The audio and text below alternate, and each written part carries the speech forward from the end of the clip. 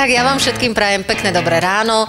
Viem si predstaviť, koľko žien mi v tejto chvíli závidí, že môžem takto ráno sedieť krásne s krásnou pani doktorkou Novotnou. Ahoj. Ďakujem, ahoj.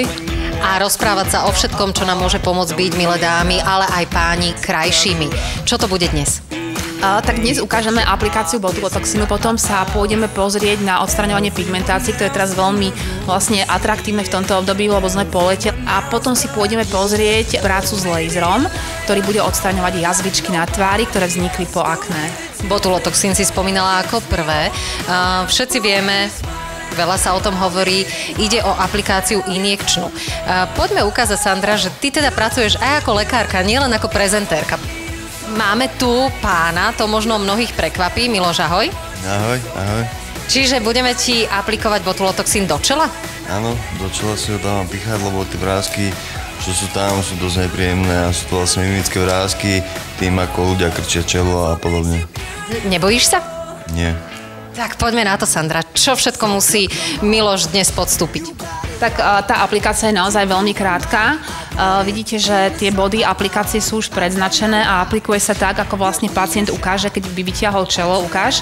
Tie vrásky, vidíte, že to sú mimické vrásky, ktoré ak by sa zákrok nevykonal, tak by sa tie vrásky tam nejakým spôsobom už vytvorili na stále.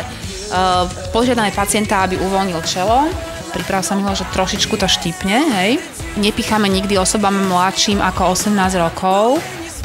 Nepicháme tehotným ženám, nepicháme ženám, ktoré koja. Nedávame pacientom, ktorí majú nejaké závažné neurologické ochorenie.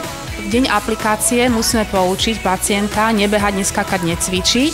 V deň aplikácie nepiť alkohol, nepredkláňať sa, nevykonávať fyzickú aktivitu a je veľmi vhodné priamo po aplikácii teraz, keby tie 4-5 hodín precvičoval tie mimické svaly, to znamená teraz to, čo chce, aby bolo odstranené, bude najviac robiť. Takže ak chce, aby boli odstranené tieto vrásky, tak presne, ako Miloš robí, precvičuje ich, pretože sa predpokladá podľa klinických štúdií, že botulotoxín sa vychytáva v aktívnych svaloch. Ako dlho vydrží účinok botulotoxínu? Je to individuálne, minimálne 3 mesiace. Samozrejme, každou ďalšou aplikáciou sa ten efekt predlžuje.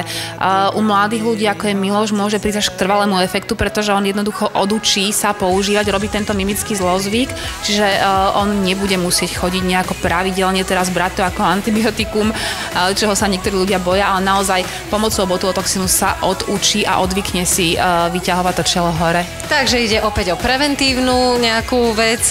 Ja dúfam, že vás Miloš presvedčil, že sa toho nemusíte báť. Vyzerá dobre, vyzerá zdravo. Miloš, môžeš odísť. Ďakujem.